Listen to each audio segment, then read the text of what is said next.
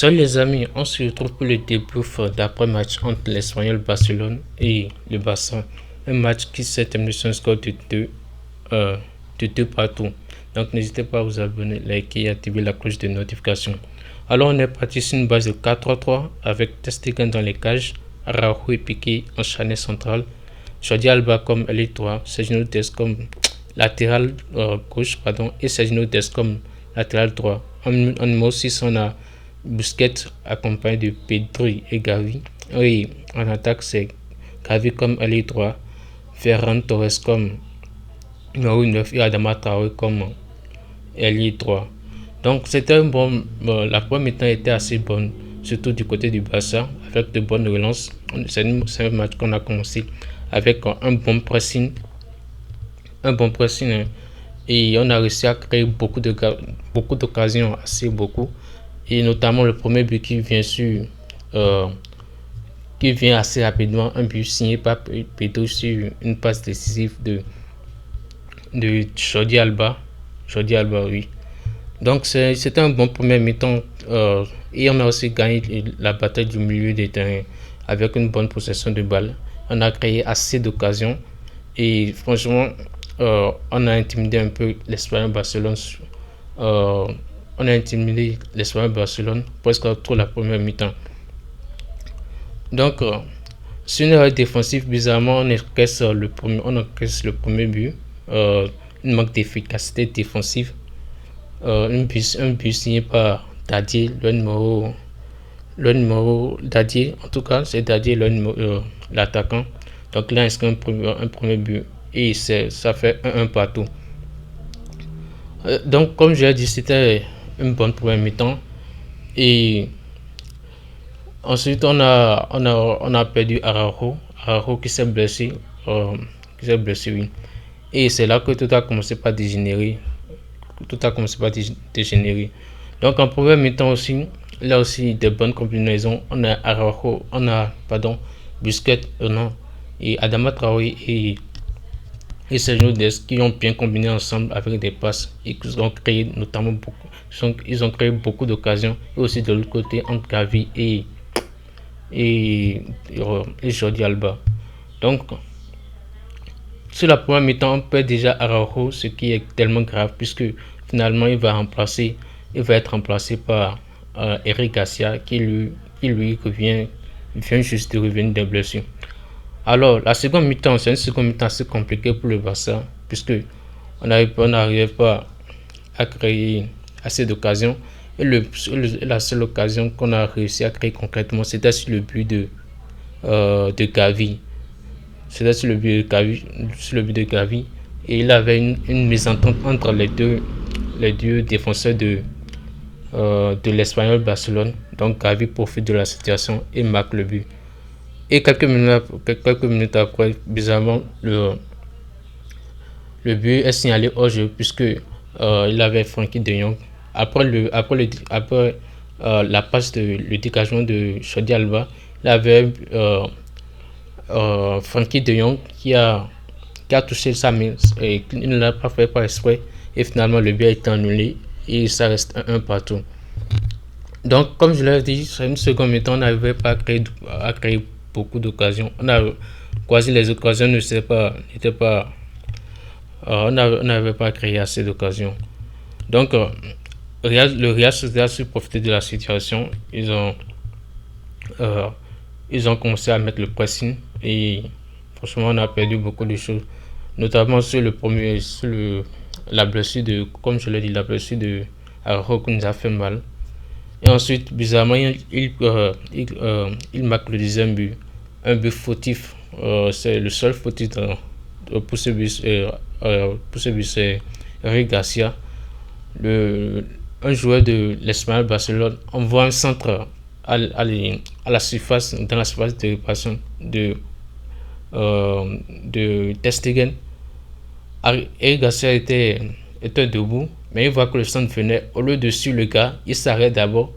Et après que le gars a fait la réception de la balle, qui veut empêcher le gars à marquer. Et finalement, le gars a marqué puisqu'il était seul face à face. Il a déjà pris l'avantage sur Eric Garcia. Il était seul à seul avec le Ter Stegen, et finalement il a marqué 2-1. Et on est, on est tombé en panique comme ça. Et les pressings, on n'arrivait plus à mettre de l'intensité. Le milieu de terrain ne fonctionnait pas, c'est-à-dire ne fonctionnait pas assez. Donc, Xavi va essayer un changement que j'ai pas compris. Il fait sortir Frankie de Jong pour Bamiyang, or que Frankie de Jong est l'un des deux meilleurs joueurs, le meilleur joueur, l'un des meilleurs joueurs, l'un des meilleurs milieux du Barça dans ce match. Pourtant, il le fait sortir, je ne comprends pas, pour faire entrer Aubameyang.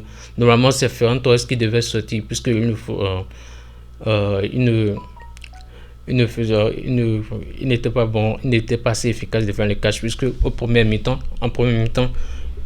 Adama Traoré a réussi à lui envoyer 3 caviars par tête, mais il les a tous. Il ne les a pas mis au fond des filets. Soit c'est contré, soit il dévie la balle, quelque part d'autre.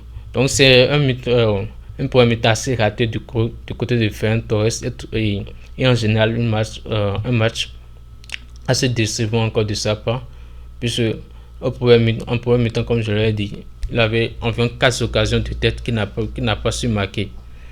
Donc finalement c'est ça. Et ensuite on a aussi quelques remplaçants encore. On a Nico qui est entré à la place de, je vois, Nico, on a Nico qui entre à la place de Jordi Alba, voilà, et Dembélé qui entre à la place de Pedri, et Luc de Jong Luc de Jong qui entre à la place de Pedri, Ousmane Dembélé qui remplace Jordi Alba et Nico qui remplace Gavi. Donc normalement c'est Ferran Torres qui devait sortir, puisque c'est lui le maillon faible en attaque. S'il avait concrétisé les occasions depuis la première mi-temps, on n'aurait pas à jouer, le match ne serait pas soldé sur un score de 2-2 partout. Donc finalement, après le deuxième but de l'Espagnol Barcelone, ils ont commencé à prendre le dessus. Et je me disais, finalement, on va perdre ce match, puisque rien ne bougeait. Quelquefois, Adama Traoré n'avait plus à dribbler son adversaire. Et à partir de son 14e minute, c'est l'Espagnol Barcelone qui prend le dessus totalement. Les pressings, ils le faisaient, puisqu'ils ont marqué le deuxième but déjà. Ils sont assez en confiance. L'entrée d'Aubameyang aussi qui a fait assez de bien. Normalement, je pensais qu'il devait être titularisé pour ce match, mais Xavi a décidé de le mettre sur le banc. Donc il a fait aussi un très bon match avec le peu de minutes jouées. Donc finalement, après le second but aussi, on a commencé à avoir des cartons jaunes. On commet des fautes. On a eu assez de cartons jaunes, notamment comme Piqué, Busquets, Gavi, ainsi de suite. Donc on a pas mal eu de cartons jaunes. Et à la fin de la seconde mi-temps, on finit par une situation encore désagréable avec le carton rouge de Gerard Piqué. Normalement ton équipe est menée et normalement on devait chercher la solution pour remporter le match ou bien pour faire un match nul. Il se permet de s'embrouiller avec un attaquant de l'Espagnol Barcelone, et finalement les deux prennent un carton rouge. Et de l'autre côté aussi, il stoppe une action d'Adama Traoré qui sait qu'il pourrait nous apporter au moins un but.